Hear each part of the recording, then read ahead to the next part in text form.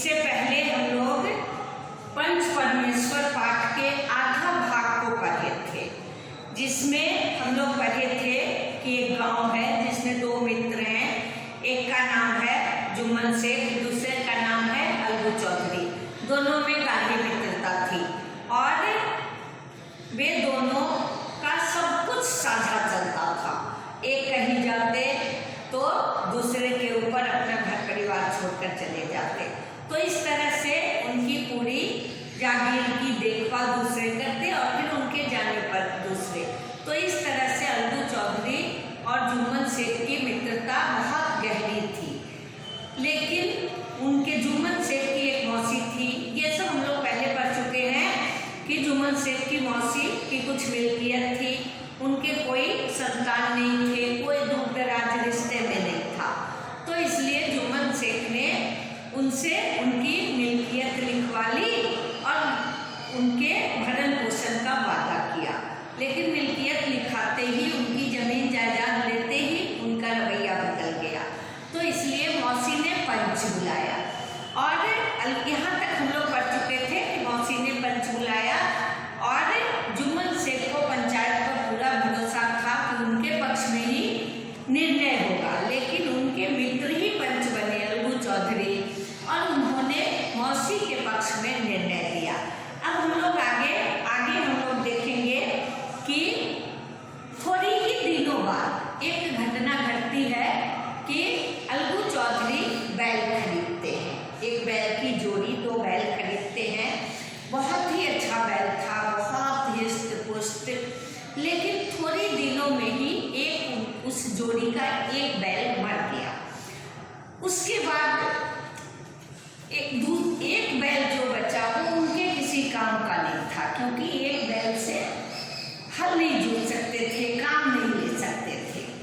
और उस बैल को उसी गांव का एक समझू साहू नामक व्यापारी ने खरीदा और वो सोचा कि बहुत सारा मेरा व्यापार चमकेगा इस बैल से, क्योंकि इससे खूब काम लूंगा और इससे मेरा व्यापार चमकेगा। और तब समझू साहू ने क्या किया कि बैल से इतना काम लिया कि बैल थोड़े ही दिनों में दाना पानी नहीं मिल पाया और काम की अधिकता के कारण बैल दम तोड़ दिया।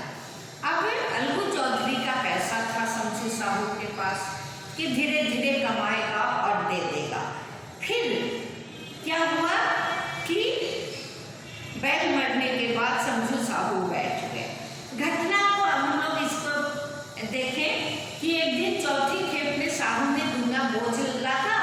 दिन भर का थका जानवर पैर न उठते थे, पर साहू को जल्दी पहुंचने की फिक्र थी, इसलिए उन्होंने निर्दयता से कई कोड़े फटकाए। बैल धरती पर गिरा और उठ नहीं पाया। तो फिर इस तरह से उस बैल ने भी प्राण त्याग दिए। अब इस घटना को हुए कई महीने बीत गए। जब अलगू चौधरी अपने बैल के दाम मांगने समझू साहू के घर गए तो उन्होंने सहुआई झल्लाए हुए उनसे बोल दी कि बैल तो काम किया नहीं और पैसा मांगने। दोनों ने परामर्श किया कि इस तरह सिर्फ फुटबॉल से काम नहीं चलेगा, पंचायत करा लो, जो कुछ तय हो जाए उसे स्वीकार कर लो। साहू जी राजी हो गए, अलगू ने भी हामी भर दी। अब दोनों में पैसे के लिए तू मैं होने लगी। तो हुआ कि इस तरह से करने से कोई मतलब नहीं, पंचायत बैठा जो उन दिनों होते थे। दोनों ने हामी भरी कि ठीक है, जो पंच करेगा वही मान्य होगा। पंचायत बैठी तो रामधन मिश्र ने कहा, बोलो चौधरी किसे सरपंच चुनते हो। अब पंचायत बैठ गई, पंच चुनने की बारी आई तो गांव के एक रामधन मिश्र थे जिन्होंने पूछा कि चौधरी अलगू चौधरी से कि किसे पंच चुनते हो। अलगू ने दीन भाव से कहा समझू साहू ही चुन ले। अब वे बेचारे क्या करते, उन्होंने कहा कि जिसको समझू साहू चुन ले, मुझे नहीं चुनना।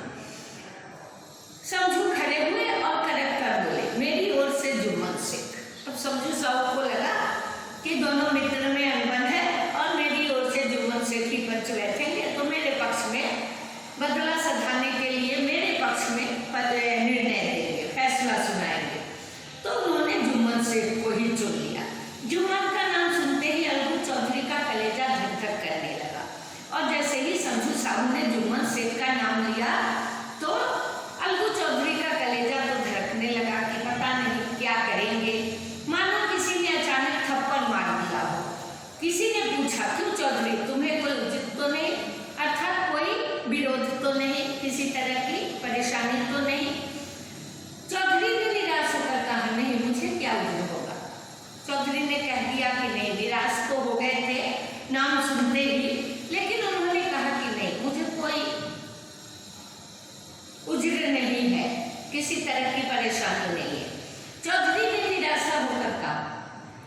सरपंच का मुख्य आसन ग्रहण करते हुए शेख के मन में अपनी जिम्मेवारी का भाव पैदा हुआ। अब जुम्मन शेख सरपंच के आसन पर आए और जैसे ही वे उस आसन पर आए तो उनके मन में जिम्मेदारी का भाव हुआ। उन्होंने सोचा, मैं इस वक्त न्याय और धर्म के सर्वोच्च आसन पर बैठा हूँ। अब उनके मन में पहले से जो था, कुर्सी पर बैठते ही, पंच के आसन पर बैठते ही उनका मन एकदम बदल गया और उन्होंने सोचा कि इस समय मैं किसी का दोस्त नहीं, दुश्मन नहीं, मैं न्याय के सर्वोच्च आसन पर बैठा हूँ। मेरे मुँह से इस समय जो भी निकलेगा वह देववाणी के सदृश है, अर्थात देववाणी के समान होगा। मेरे मुँह से जो भी शब्द निकलेंगे वह देववाणी की तरह होगा। अतः मेरा सत्य से जो भर भी हटना, जी भर मतलब थोड़ा भी, जौ भर भी हटना उचित नहीं है। जो लिख दिया थोड़ी गलती है, जौ भर भी मतलब थोड़ा भी हटना उचित नहीं है। पंचों ने दोनों पक्षों से सवाल जवाब किए। शुरू हुआ, बहस शुरू हुई। पंचों ने दोनों पक्षों से सवाल जवाब किए। अंत में जुम्मन ने फैसला सुनाया, अलगू चौधरी और समझू साहू, पंचों ने तुम्हारे मामले पर अच्छी तरह विचार किया। समझू के लिए उचित है कि वह अलगू को बैल का पूरा दाम दे दे। पंच फैसला सुनाया और उसमें फैसला यही हुआ कि समझू साहू को बैल का पूरा दाम देना पड़ेगा।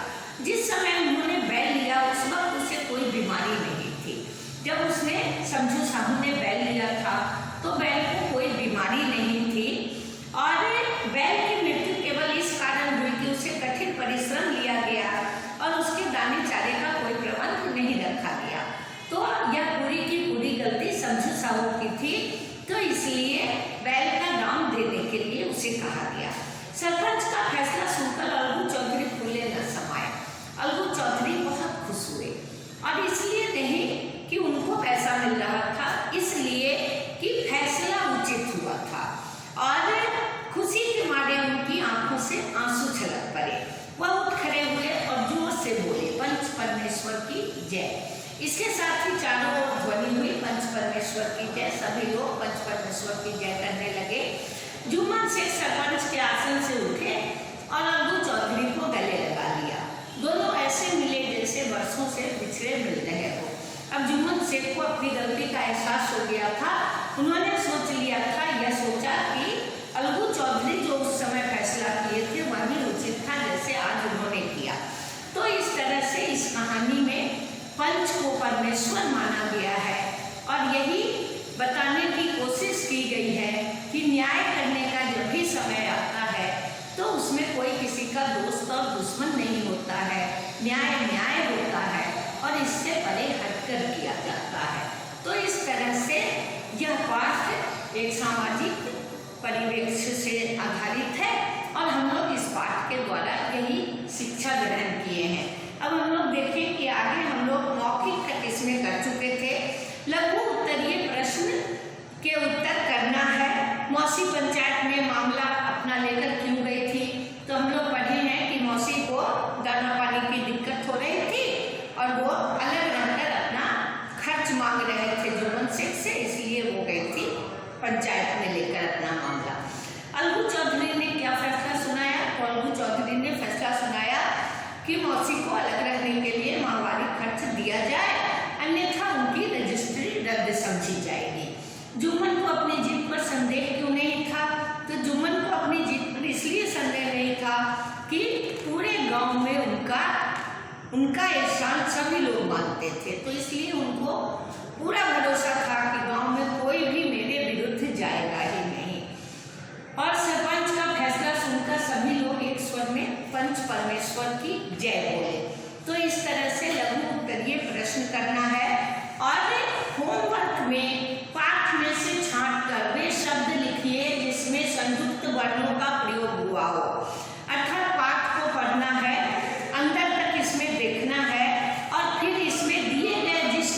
वर्ण का प्रयोग हुआ है उसको छांट लेना है। जैसे यहाँ देखो स्र, तो स्र एक आता है सबसे पहला ट्र, तो ट्र से हम ऐसे खोजेंगे इसमें कि ट्र से क्या है, क्या कौन सा शब्द ऐसा है जिसका प्रयोग इसमें हुआ है जो ट्र से होता है। तो इस तरह से जैसे रजिस्ट्री, तो रजिस्ट्री में ट्र शब्द का प्रयोग किया गया है। इसी तरह से हृदय, तो हृदय। इसके बाद ऐसे खोजकर शब्द जो इसमें दिया हुआ है उसको चुनना है।